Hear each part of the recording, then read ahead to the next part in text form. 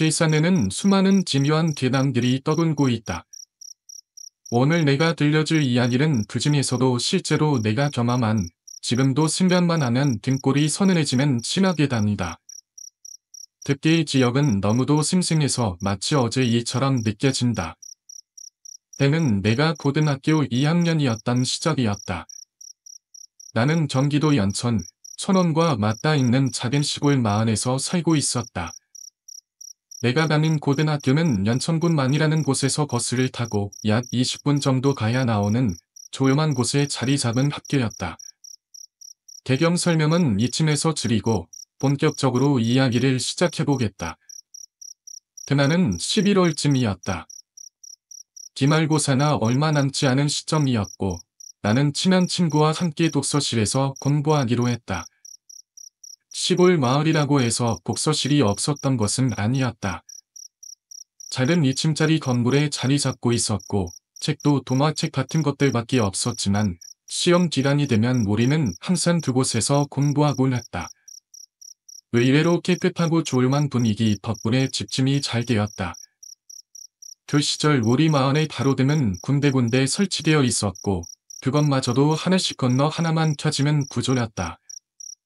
아마도 전기를 아끼기 위해서였을 것이다. 산골짜기였기에 밤이 되면 짙은 안개가 드리워지고 희미한 가로등 불빛 사이로 그림자나 길게 늘어서 마치 전설의 고향에서나 볼 법한 분위기가 연출되곤 했다. 그날도 친구와 함께 독서실에서 공부를 하고 있었는데 이상하게도 온몸에 소름이 돋는 기분이 들었다. 마치 누군가가 우리를 지켜보고 있는 것 같은 느낌이랄까. 집중이 잘 되지 않았고 친구 역시 같은 기분을 느꼈는지 불편한 얼굴로 나를 바라보았다. 결국 밤을 새워 공부하려던 계리를 접고 일찍 집으로 돌아가기로 했다. 독서실을 나와 집으로 향하는 길, 조용한 시골길을 걷고 있는데 어디선가 묘한 발자국 소리가 들려오기 시작했다. 원래 무서움을 잘 타지 않는 편이라 처음에는 그냥 무시하고 지나갔다. 하지만 들소리는 계속해서 주변에서 들려왔다. 또벅, 또벅. 그런데 그것은 단순한 발자국 소리가 아니었다. 쇠를 질질 끌며 걷는 듯한 소리였다. 마치 누군가 무거운 쇠사슬을 끌고 따라오는 것처럼 짧고 날카로운 소리가 단발적으로 들려왔다. 도저히 무시할 수가 없어 걸음을 멈추고 주위를 살폈다. 그 순간 저 멀리서 신기하게 무언가가 보였다. 밤안개에 가려 윤곽만 짙보얀 형체가 서 있었는데 마치 작은 인형처럼 보였다. 이상한 점은 그 인형은 미동도 하지 않았지만 소리는 분명 그 방향에서 들려오고 있었다. 가슴이 서늘해지며 본능적으로 위험을 감지한 나는 발걸음을 서둘렀다. 철조망으로 둘러싼 집이 있는 길목에 다다랐을 때 갑자기 소리가 뚝 끊겼다. 순간적인 정적 속에서 온몸의 긴장이 되게 달했는데 바로 그때였다. 끌드득, 끌드드득. 그 정적을 찍고 다시 그를 지휘할 소리가 들려오기 시작했다. 하지만 이번에는 다르다. 점점 가까워지고 있었다. 본능적으로 고개를 돌려 코너 너머를 바라보았다. 거기 이명이 있었다. 철조망 너머로 보이는 그것은 작고 예소한 형체였는데 자세히 보니 긴 머리를 늘어뜨린 여자아이 같았다. 하지만 그녀는 인간이 아니었다. 나는 숨이 멎을 것 같은 공포를 느끼며 본능적으로 몸을 돌려 도망치기 시작했다. 어떻게든 빠져나가야 한다는 생각뿐이었다. 오작정 달리다가 Y자 길에 다다랐고 순간적으로 갈림길에서 망설였다. 그때 다시 길을 돌아보았다. 그 여자아이는 여전히 거기 있었다. 아니, 정확히 말하면 단숨에 내 바로 뒤까지 다가와 있었다. 얼굴이 보이지 않을 만큼 가까운 거리에서 그녀는 나를 지켜보고 있었다. 그런데도 어딘가 슬픈 표정이었다. 하지만 그와 동시에 또 하나의 형체가 내 시야에 들어왔다. 길의 왼쪽, 철조망이 둘러싼 집 앞, 가로등 불빛 아래 또 다른 여자가 서 있었다. 그녀는 공중 위에 떠 있었다. 가로등 불빛 아래에서도 그녀의 정체는 프리탈이 빛나고 있었고 내 또래처럼 보였다. 하지만 얼굴 왼쪽과 가슴 부분, 그리고 오른쪽 다리가 처참히 손상된 모습이었다. 무엇보다도 발이 보이지 않았다. 나는 얼어붙은 채 한참을 서 있었다. 몸이 움직이지 않았다. 도망쳐야 한다는 생각이 간절했지만 그 자리에서 한 발자국도 뗄 수가 없었다. 그런데 갑자기 신발 한 짝이 벗겨졌다. 본능적으로 몇 걸음 더 내달렸지만 다시 신발이 떠올랐다. 주워야 하나. 난소리며 다시 뒤를 돌아볼 순간 그 여자는 여전히 나를 바라보고 있었다. 하지만 이제 표정이 더욱 슬퍼 보였다. 그러나 반대로 멀리 있던 여자아이는 달랐다. 그녀는 지리한 표정으로 미친 듯이 달려오고 있었다. 타타타타. 발자국 소리가 점점 더 거세지고 그녀의 형체는 빠른 속도로 다가오고 있었다. 나는 더 이상 망설일 여유가 없었다. 신발 한 짝을 손에 쥐고 입는 힘껏 내달렸다. 그리고 정신을 차리고 보니 어느새 집 앞이었다. 그날 밤 나는 도저히 잠들 수가 없었다. 머릿속에 계속해서 그 형체들이 떠올랐다. 일이 꿈인지 현실인지조차 구분할 수 없을 만큼 혼란스러웠다. 그렇게 새벽까지 뜬 눈으로 시간을 보내다 겨우 잠이 들었다. 다음날 늦게까지 자고 일어난 나는 마루에서 들려오는 대화를 우연히 듣게 되었다. 어머니와 어머니의 친구들이 이야기를 나누고 있었는데 그 내용이 이상했다. 누구누구네 집 아들이 어젯밤 오토바이 사고로 죽었다더라. 나는 순간 귀를 의심했다. 그 집이 어디냐고? 바로 어젯밤 내가 그 여자를 봤던 그 가로등 아래에 있는 집이었다. 소름이 돋았다. 어젯밤 내가 본 것은 대체 무엇이었을까? 마루로 나다보니 어머니와 어머니의 친구들이 앉아 조용히 이야기를 나누고 있었다. 나는 조심스럽게 다가가 어제 사고로 죽었다는 사람이 누구인지 물었다. 그러자 어머니의 친구 한 분이 낮은 목소리로 말씀하셨다. 그 아이는 내보다 3살 많은 누나야. 어젯밤 오토바이 사고를 당해서 얼굴과 가슴을 심하게 다쳤고 다리는 부러졌지. 그런데 말이야. 오토바이에 딸려서 몸이 형체를 알아볼 수 없을 정도로 망가졌다고 하더구나. 순간 온몸에 소름이 돋았다. 그제야 어젯밤 내가 본 그 여자의 모습이 떠올랐다. 그릿한 형체, 얼굴이 일그러진 듯한 모습, 부서진 다리. 혹시 어젯밤 내가 본 것은 그녀였던 걸까? 그러던 중 어머니의 친구들은 또 다른 이야기를 꺼냈다. 며칠 전에 실종된 여자아이가 있었잖아. 그런데 오늘 아침에 그 아이가 산속에서 발견됐어. 나는 숨을 삼키며 이야기를 들었다. 산에서 밀렵꾼들이 노악은 덫에 걸려 죽어 있었다대. 그 순간 어젯밤의 광경이 머릿속에서 퍼즐처럼 맞춰졌다. 눈을 수건덕거리며 미친 듯이 달려오던 작은 여자아이. 철조망 너머로 서 있던 그 아이의 모습.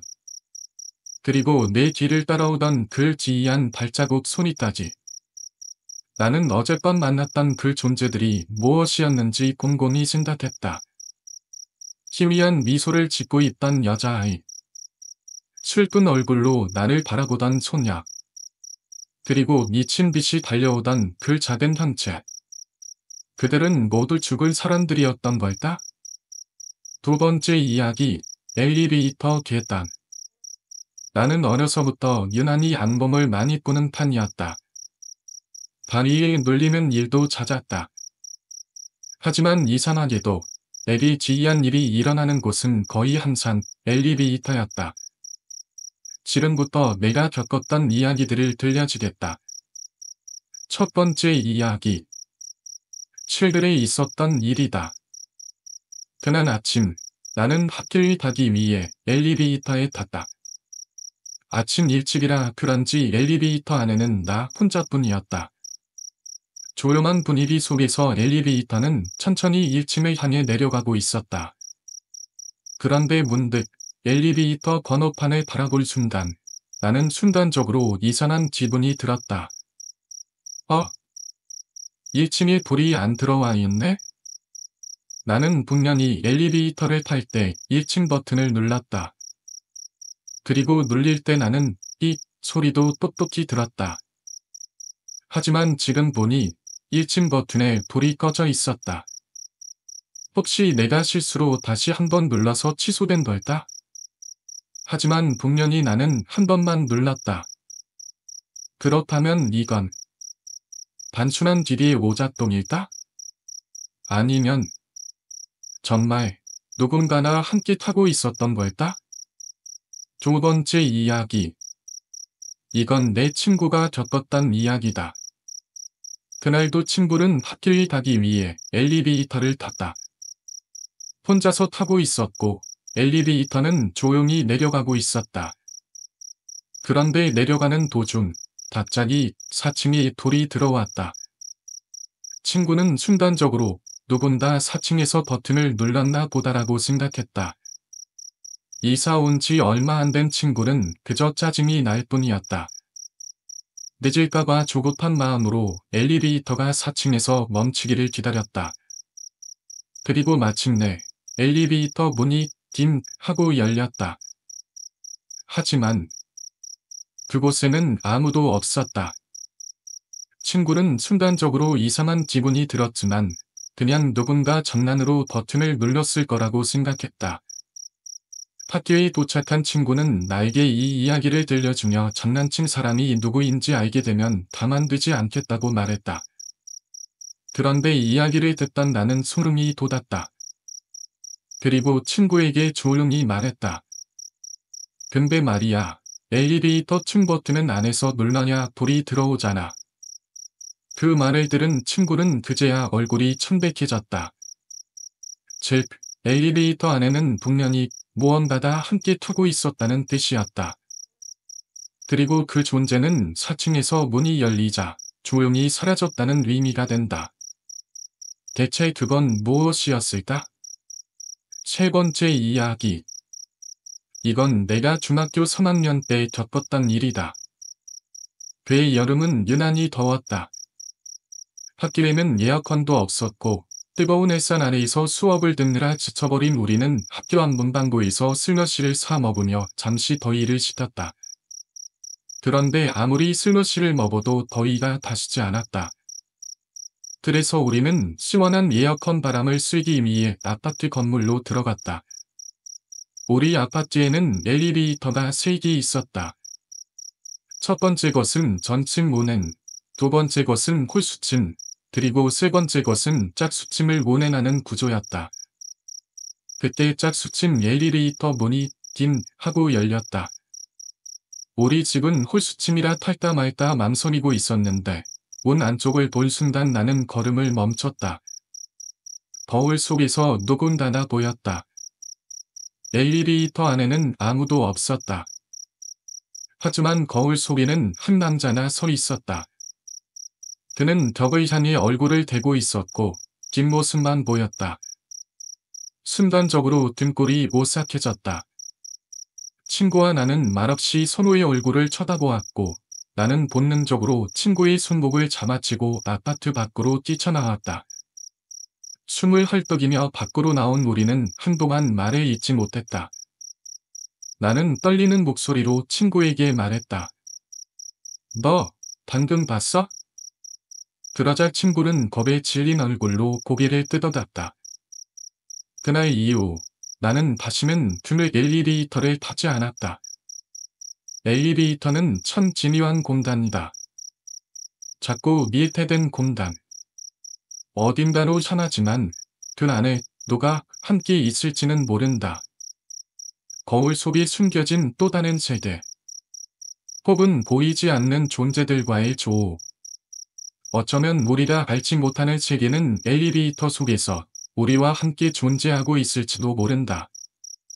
나는 최근 내 친구의 동생이 엘리베이터에 다쳐 울고불고 난리를 쳤다는 이야기를 들었다. 기계적인 고장일 수도 있었지만 왠지 모르게 기분이 좋지 않았다. 나는 어릴 때부터 가위를 자주 물리는 체질이었지만 가위에 물릴 때 보는 귀신들은 그다지 무섭지 않았다. 오히려 실체를 직접 보지 못하고 그저 느끼기만 하는 것들이 더욱 소름 끼쳤다. 그래서일다. 나는 2년 전부터 웬만한 한 엘리베이터를 타지 않는다. 아파트 계단에 이용하는 것이 조금은 힘들지만 그래도 그게 더 마음이 편했다. 세 번째 이야기, 영혼의 미침. 나는 심각한 완따였다. 학교에서도 집에서도 나는 누구에게도 환영받지 못하는 존재였다. 아빠의 사업이 실패한 뒤 우리 집에는 빨간 딱지들이 여기저기 덕지덕지 붙었다. 결국 아빠는 모든 걸 포기한 채 몇 달 전부터 술에 의지하기 시작했다. 매일같이 술병을 쌓아 두었고 취할 상태로 집안을 휘젓고 다녔다. 엄마는 사라졌다. 어느 날부터 연락이 완전히 끊겼다. 어디에서 무엇을 하고 있는지조차 알 수 없었다. 집에 돌아오면 마주 하는 건 술에 취한 채 소리를 지르는 아빠. 그리고 늦은 밤이 되어서야 집에 들어오는 오빠뿐이었다. 이 집 안에는 평온함이라는 것이 존재하지 않았다. 오로지 절망과 혼란만이 가득할 뿐이었다. 가끔 엄마나 집으로 전화를 걸어오면 아빠는 한치의 망설임도 없이 전화를 받았다. 그러나 반가운 목소리는 들려오지 않았다. 대신 차마 입에 담을 수 없는 욕설과 분노가 쏟아졌다. 당신은 도대체 어디서 뭘 하고 있는 거야? 우리를 이렇게 버리고. 그 전화통화는 언제나 격렬한 싸움으로 끝이 났다. 나는 더 이상 견딜 수 없었다. 결국 나는 한 가지 결정을 내렸다. 이제 모든 걸 끝내자. 나는 속삭이듯 작은 소망을 빌었다. 다음 생에는 부디 새가 되게 해주세요. 희미하게 아이들의 시끄러운 모순소리가 들린다. 내가 누워있는 바다는 얼음처럼 차갑고 이상하리만치 편안하다. 흐릿한 시야 속에서 담임 선생님의 모습이 보인다. 그제야 문득 내 눈앞이 점점 판판해지고 있다는 걸 깨달았다. 그리고 다시 눈을 떴을 때 내 앞에는 온통 하얀색만이 가득했다. 귀 속으로 여러 가지 소리가 들려왔다. 따님은 이미 이 세상 사람이 아닙니다.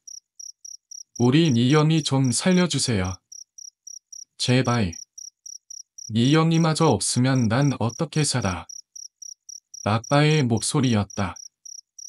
술에 찌들어 날 외면하던 아빠. 날 사랑하지 않는다고만 생각했던 아빠. 그 아빠다. 집은 낯선 남자 앞에서 울부짖으며 내 손을 붙잡고 애원하고 있었다. 제발. 우리 딸을 살려주세요. 나는 무언가 이상하다는 걸 느꼈다. 그때 내 눈앞을 가득 채우던 하얀색이 점점 내려가기 시작했다. 이건 뭐지? 나는 곧 깨달았다. 지금 내 얼굴을 하얀 천으로 덮고 있는 것이었다. 나는 한두끼 입을 열었다. 아빠. 하지만 입이 열리지 않았다. 나는 온 힘을 다해 다시 입을 벌렸다. 아빠, 나 여기 있어요. 그러나 목소리는 나오지 않았다. 아빠는 내 몸을 가만히 내려다보다니 이윽고 참지 못하고 오열했다. 그 순간 누군가 내 눈을 조용히 감겼다. 모든 것이 어두운 속으로 빨려 들어갔다. 나는 몸을 움직이려고 했다. 하지만 손가락 하나조차 따뜻할 수 없었다. 하지만 나는 분명히 살아있었다. 내 영혼은 여전히 내 안에 남아있었고 내 마음도 그대로 살아있었다. 나는 필사적으로 외치고 싶었다. 나 살아있어요. 제발, 제발. 하지만 누구도 듣지 못했다. 아무도 내 목소리를 듣지 못했다. 얼마나 시간이 흘렀을까. 나는 갑자기 이상한 소리를 들었다. 슬, 쓱쓱. 그 소리는 마치 박스에 흙을 뿌리는 듯한 소리였다. 순간, 무언가 섬뜩한 기분이 들었다. 설마. 나는 머릿속에서 최악의 가능성을 떠올렸다. 그리고 곧 그것이 현실이라는 걸 깨달았다. 나는 지금 딴소리에 묻히고 있었다. 하지만 문제는 나는 아직 살아있다는 것이었다. 나는 공포에 질려 울부짖고 싶었다. 나 아직 살아있어야. 제발. 누군가 내 목소리를 들어줘. 하지만 입은 열리지 않았고 목소리는 나오지 않았다. 내 몸은 철저히 죽은 것으로 간주되었고 나는 무덤 속에 닿았다. 사람들은 나를 시체라고 생각했지만 나는 여전히 깨어 있었다. 나는 이제 죽는 것이 두려운 게 아니었다.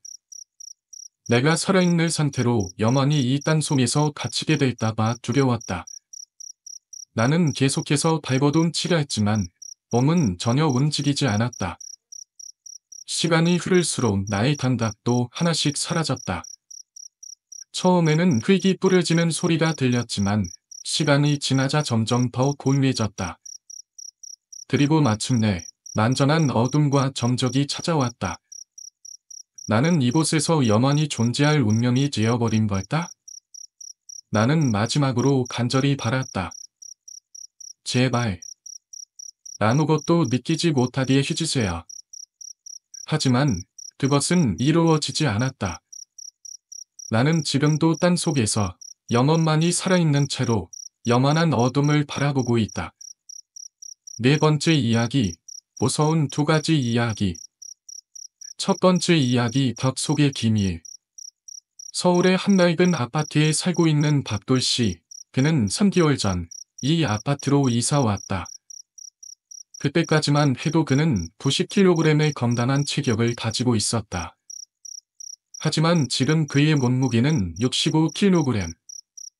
불과 3개월 만에 25kg이나 줄어들었다. 그가 이렇게 급격히 말라나는 이유는 무엇일까? 그는 밤마다 이상한 기분에 사로잡혔다. 잠을 청하려 하면 방 한쪽 벽에서 무언가나 자신을 노려보는 듯한 느낌이 들었다. 처음에는 단순한 착각이라 생각했다. 하지만 그것은 매일 밤 반복되었다. 소리를 질러보기도 하고 두려움을 억누르기 위해 지도를 해보기도 했지만 아무 소용이 없었다. 그는 결국 이사를 결심하고 짐을 내놓았지만 주변 사람들은 알 수 없는 이유로 수군거리기만 할 뿐 매매는 이루어지지 않았다. 수면 부족에 시달리던 그는 점점 밥맛도 없어졌고 술기운에 의지하며 하루하루를 버텨보려 했지만 그것조차 쉽지 않았다. 그의 몸은 점점 망가져갔고 결국 일까지 그만두고 말았다. 그러던 어느 날 그는 슈퍼에 가는 길에 우연히 마을 아주머니들의 대화를 듣게 되었다. 4개월 전 저 집에서 강도가 들어 혼자 살던 아가씨를 죽였다. 그런데 시신이 안 나왔다나? 벽 속에 묻혔다다다.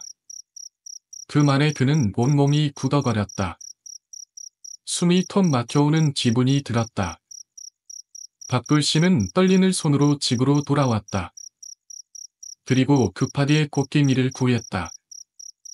그는 더 이상 참을 수 없었다. 집으로 돌아오자마자 그는 벽을 향해 곡괭이를 내리쳤다. 푸른, 푸른. 벽이 조금씩 부서지기 시작했다. 한참을 내려치다 그 안에서 눈동자 같은 것이 드러났다. 그는 패닉 상태에 빠졌지만 멈출 수 없었다. 그는 더욱 격렬하게 곡괭이를 휘둘렀다. 그리고 마침내 벽 속에서 사람의 눈이 보였다. 그것도 부릅뜬 채 놀란 눈이었다. 박돌 씨는 소리를 지르며 그 눈을 향해 다시 곡괭이를 휘둘렀다. 과연 이 집의 기밀은 무엇이었을까? 두 번째 이야기 덤 너머의 시선. 서울의 같은 낡은 아파트에 사는 영숙 씨는 요즘 고민이 많았다. 새벽만 되면 옆집에서 들려오는 기념 소리 때문이었다. 도대체가 시끄러워서 못 살겠어. 한두 번도 아니고 매일 새벽이면 들려오는 그 기념은 그녀의 신경을 극도로 예민하게 만들었다. 처음에는 옆집 남자에게 찾아나 따지려고 했다. 하지만 막상 마주한 그의 눈빛이 너무도 기묘하고 무서워서 차마 말을 꺼낼 수 없었다. 그 남자는 밤이면 기명을 지르고 낮이면 술에 취해 기투해거렸다. 이 이사를 봐야 하나.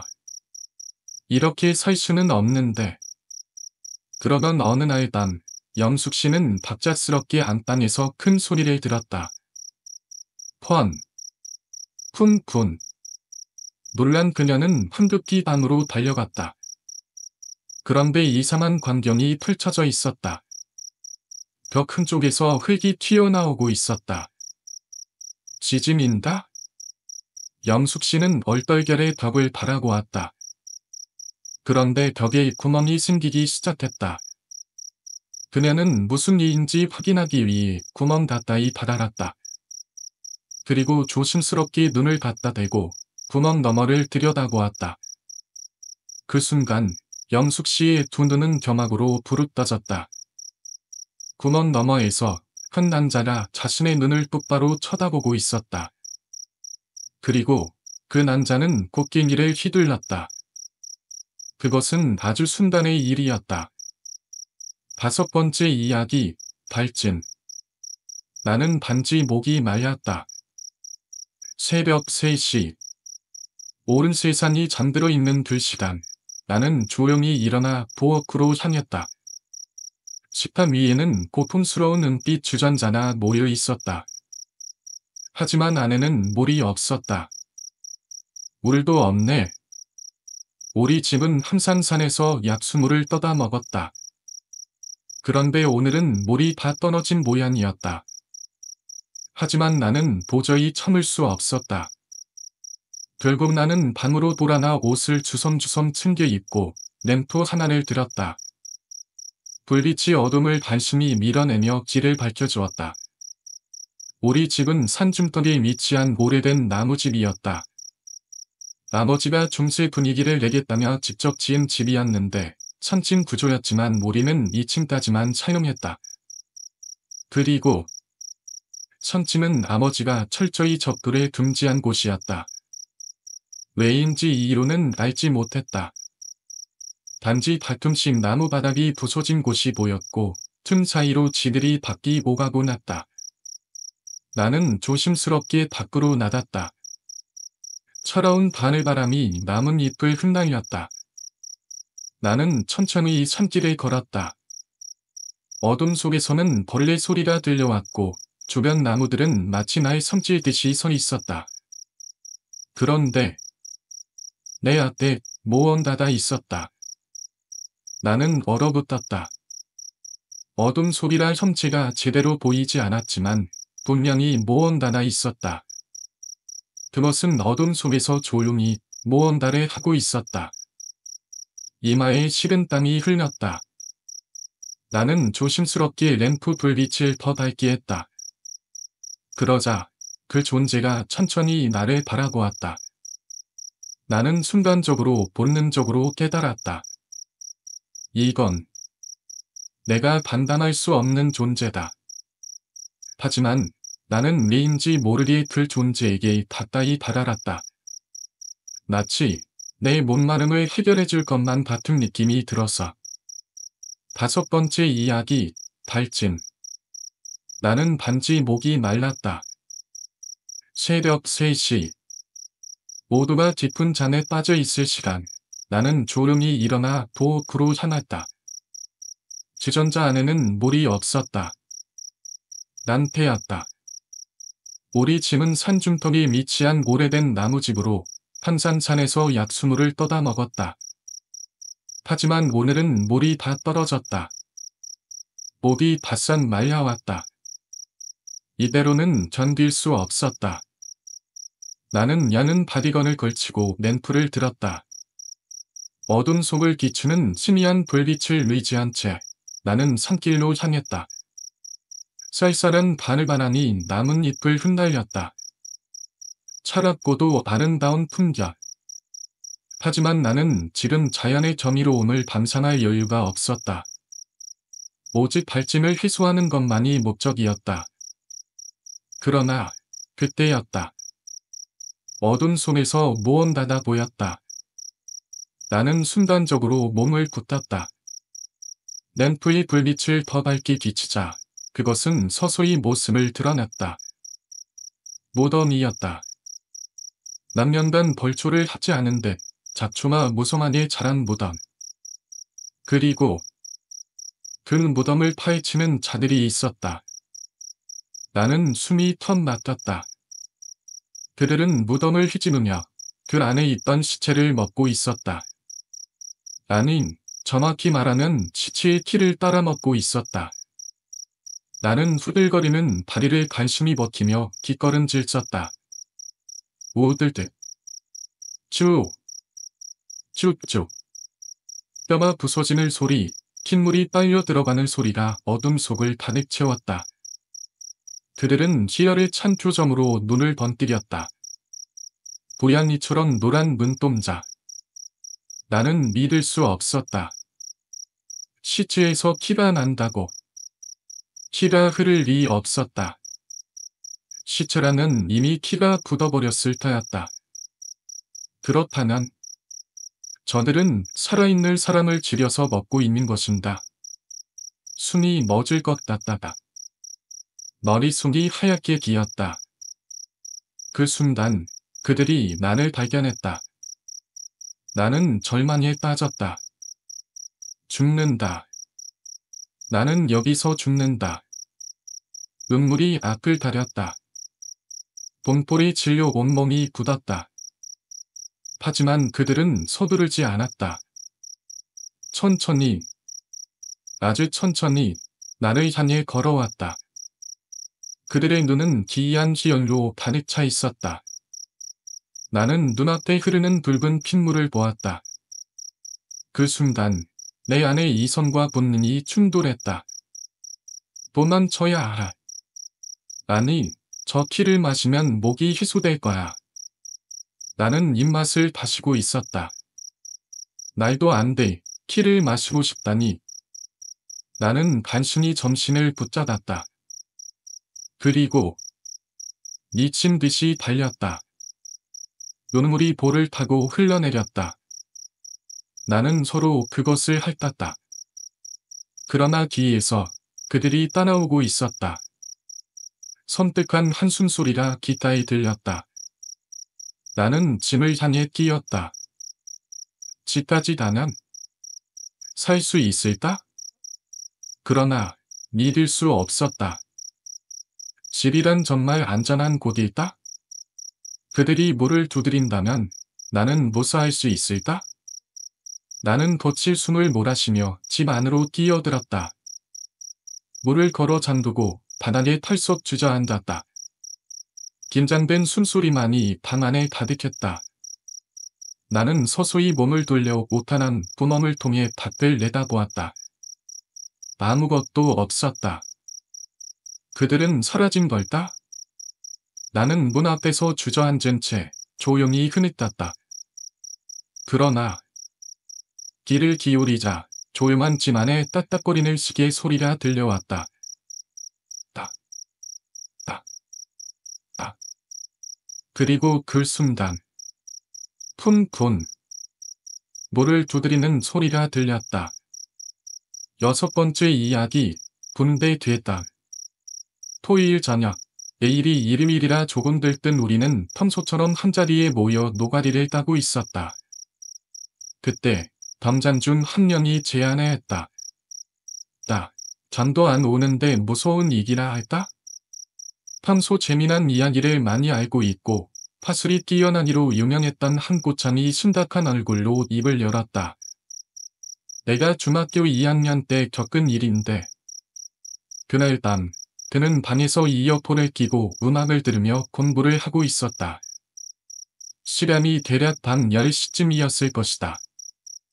그때 갑자기 창문 밖에서 끼익얏훈 하늘 소리가 들렸다.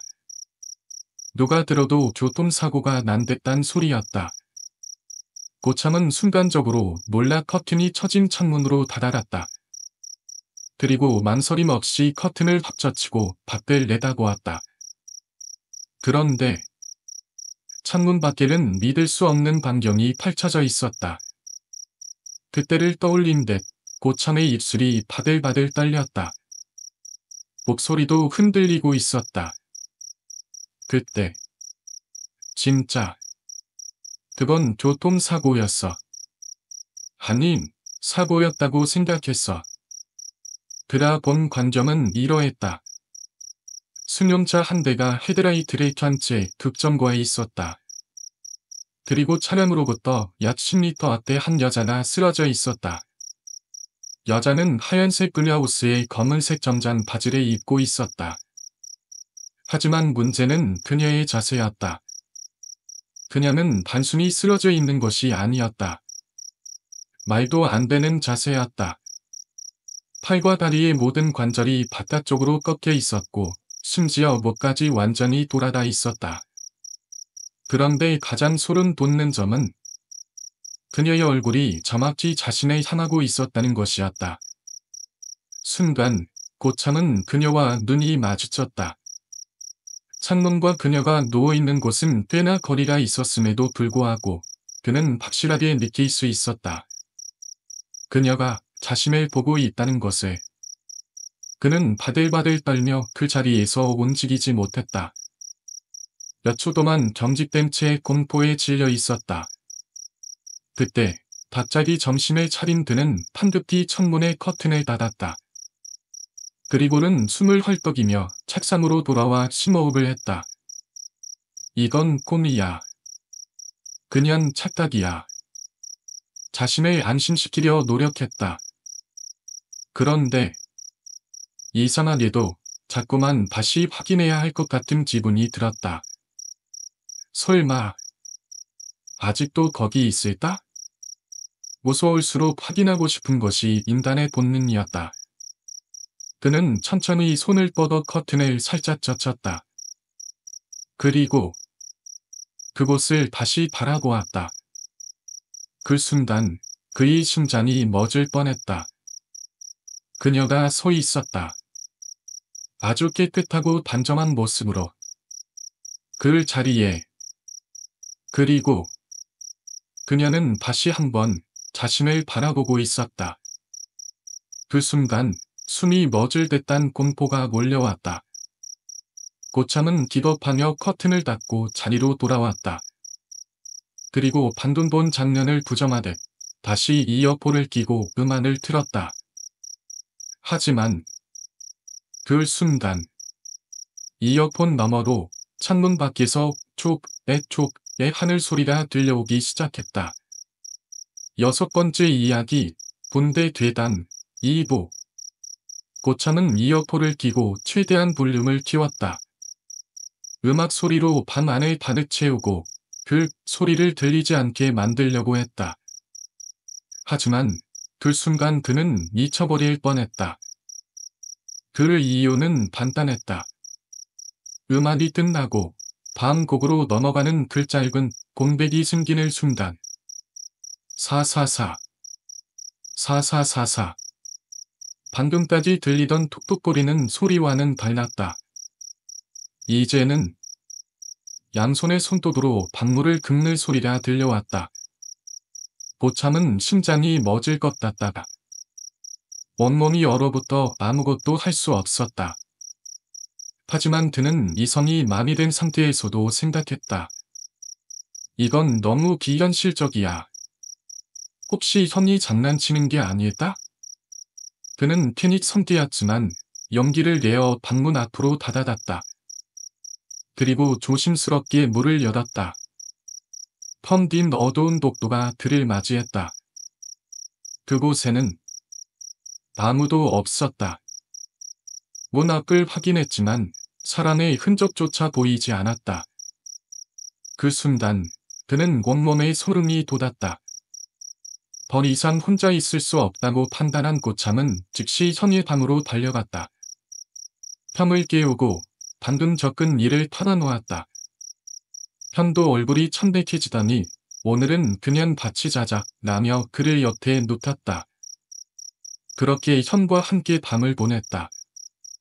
다음 날 아침 고참이 잠에서 깨어났을 때 집에서 일하는 가정부가 다가와 물었다. 어젯밤에 어디 나갔었어요? 고참은 어리둥절했다. 아니요, 전 현방에서 잤는데요. 그러자 가정부는 이상하다는 듯 눈을 찌푸렸다. 그런데 새벽에 누가 제 방문을 두드렸어요.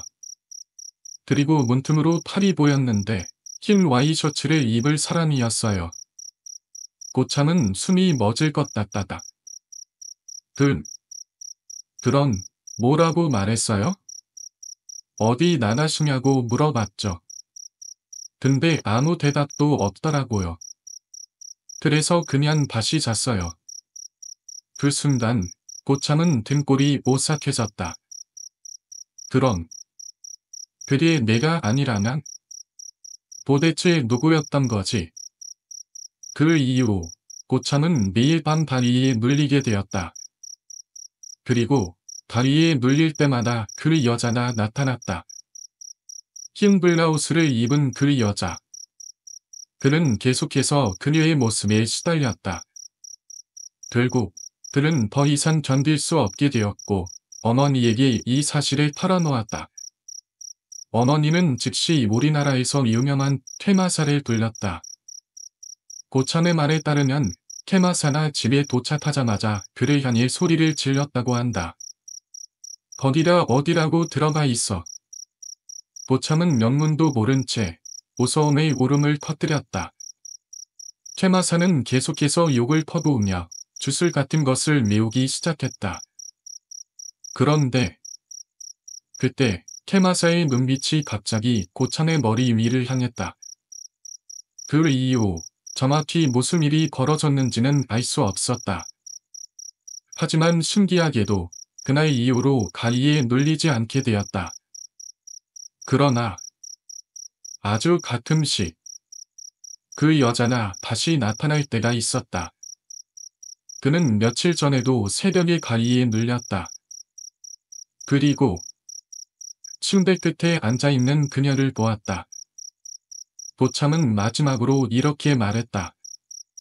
사람이 죽을 때 그 순간 자신을 바라보는 사람을 기억한다고 하더라. 믿거나 말거나 하지만 그 경우가 아닌가 싶어. 우리는 그 말을 들으며 침묵했다. 내무실에 불은 꺼져 있었고 우리는 서로의 얼굴조차 순리하게 보였다. 그때 내 귀에 조용히 울리는 소리가 들려왔다. 톡, 톡톡. 어디선가 문을 두드리는 소리가 났다.